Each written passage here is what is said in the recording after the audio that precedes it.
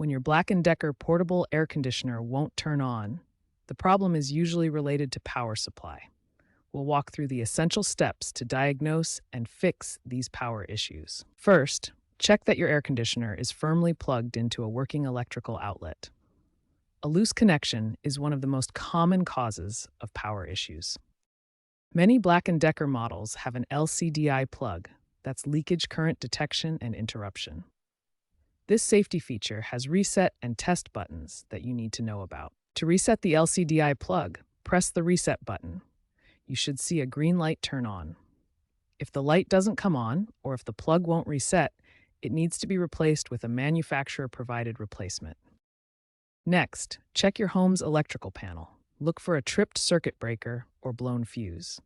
Air conditioners draw significant power and can trip breakers, especially if other appliances are on the same circuit.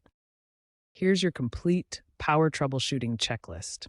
Always test the outlet with another device to confirm it's working.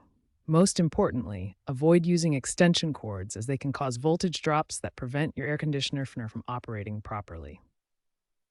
Following these power troubleshooting steps will resolve most issues that prevent your Black & Decker portable air conditioner from turning on. If problems persist after checking all these items, the issue may require professional service.